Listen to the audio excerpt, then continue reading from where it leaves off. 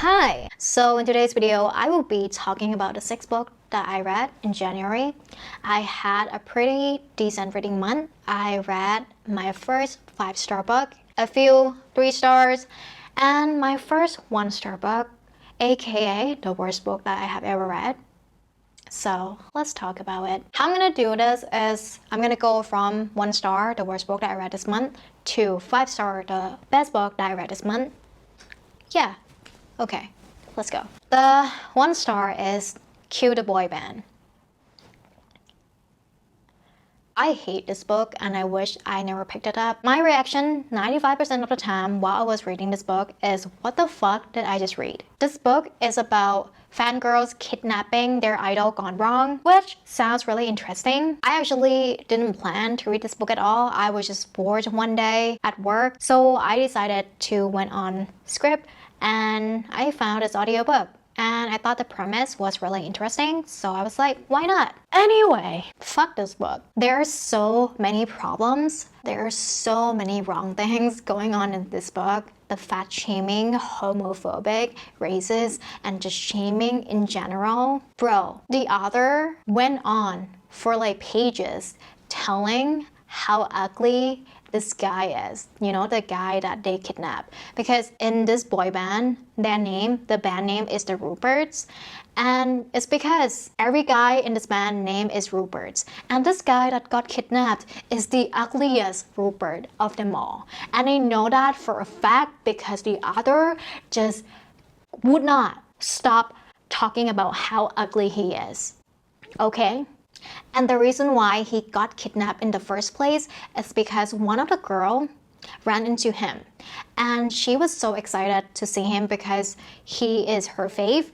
So she ran to him to give him a hug, but because she is so fat, she knocked him over and he went unconscious.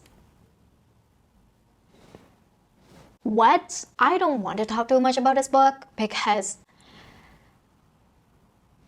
yeah, that's all I'm gonna say about this book because I don't want you to read it. Let's move on. If you want to see my full review of this book, you can go on my Goodreads. I ran more about this book there, so don't read it. You will regret it. And the next book is the next book is Ace of Cheese by Amanda Foody. I gave this book a 3 star. I thought it was fine.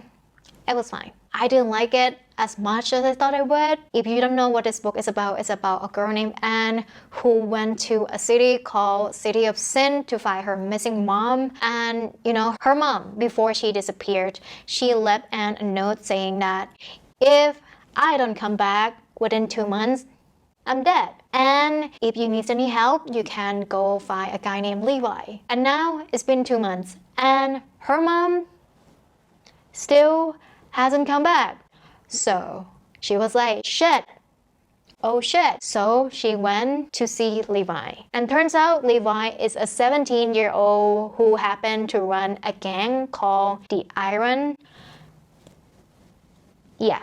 The things that I like about this book is that I like that the story started right away. I also like the character development that I see in Anne. You know, she went from a really proper shy girl into fight me bitch kind of girl, which I really enjoy that. I like the good girl gone bad trope. It's my jam. I really like it. I also like that she is a dancer and some part of the book also taking place in a cabaret show. Love that. I love me some whimsical fantasy. It's my favorite type of fantasy. But even then, I just could not get into the story.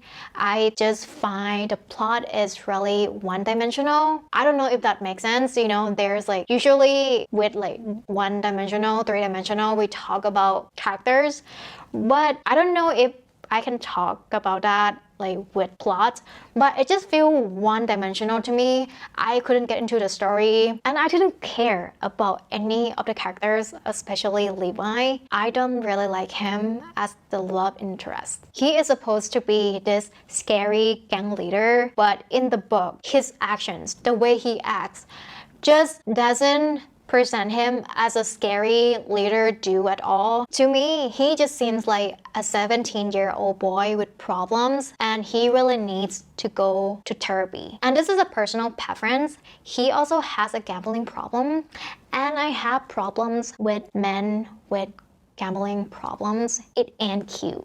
So this is just a personal preference. I just have yucky feeling about this. And the romance between Anne and Levi, I don't feel it. I don't feel their chemistry. And with the game at the end, I also don't feel it. I find it really boring. When I was 70% into the book, I was ready to put it down, but I wanted to finish it, so I just start skimming through it. And some scenes that are supposed to be really intense, I was just like, meh. And the game at the end is supposed to be really intense because someone's life is on the line. But I was also just like, meh. And the ending did not hook me enough to give the series a second chance and continue it. So I think I'm just gonna drop it and move on to another series. Yeah. Okay, another book that I read this month is Invisible Girl. Whoa. And another book that I read this month is Invisible Girl by Lisa Jewell. And I also give this a 3-star. I really enjoy this book. I have a fun time reading it. This book is about a missing girl, a troubled teacher, and a child psychologist with secrets. This book is more of a mystery than a thriller. And I don't know what about Lisa Jewell's book. Every single book of hers that I read, I cannot put them down. I don't know why. And most of her books are really not because it's a mystery. There are not a lot of intense scenes. Some of them are really even just a boring, normal scenes, but somehow I just cannot put it down. I have to keep reading it, and this book is the same thing. I read it within 2 days. I really enjoyed it. But the reason why I only gave it a 3-star is because there is one thing in this book that just really bothers me. And it is the fact that Lisa Jewell has to keep mentioning that some of her characters are mixed race. And it has nothing to do with the book whatsoever. But she just kept mentioning it. In my opinion, I think the reason why she did that is because she wants to show that there is a diversity in this book. And I just find that so weird. I mean, I get it if you mention it once or twice or maybe even a little bit more than that, but she mentioned it so many times that it started to get really unnecessary, I guess. There was one scene when one of the main characters, her name is Kate, and she met the missing girl's uncle. And the first thing that she thought when she saw him is, oh, he looks mixed race. And I was like, who does that? Answer me, when you see people, the first thing that you thought, do you do that? It's just so weird. So yeah, that really bothers me. But beside that, I really enjoy the book and I have a fun time reading it. But I don't know if I want to recommend it to anyone because of that, So yeah, that's the book. Is that recording right now? I can't tell. Hi. So, and there are my bananas. I completely forgot to talk about another book, which is Get a Life, Chloe Brown. Hello. Actually, I did. I recorded it, but I accidentally deleted it. Anyway, I gave this book a 3.5 stars. I really enjoyed it. And if you don't know what this book is about, it is about a girl named Chloe Brown. She decided to make the Get a Life list after she got into a car accident and things happen. It's a rom-com romance. I really have fun time reading it. I have never laughed so hard listening to an audiobook. It just cracked me up and it makes me smile so hard. I loved it.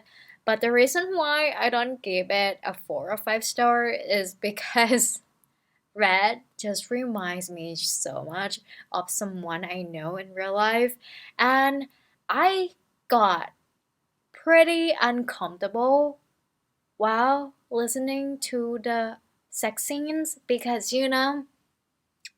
awkward. Yeah, just want to pop up real quick to talk about it.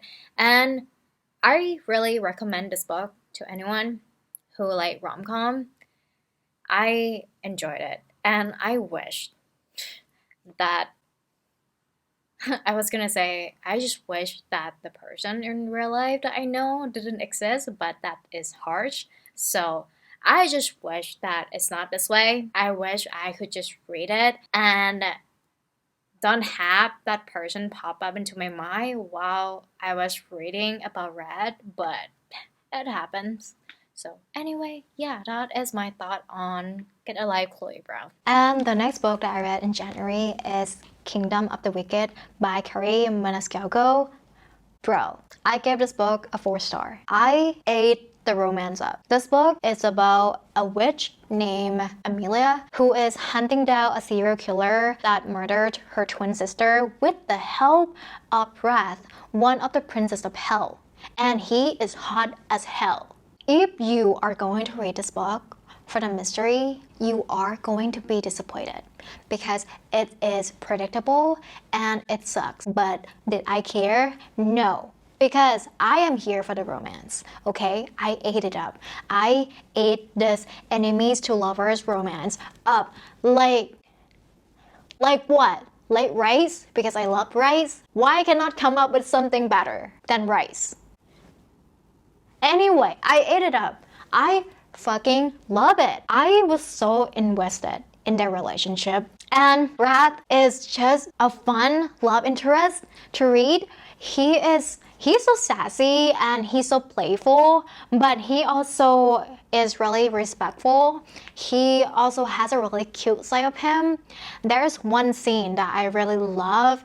It's just a normal ordinary scene, but it makes me love him even more. An obvious reason why I don't give it a 5-star is because the mystery sucks.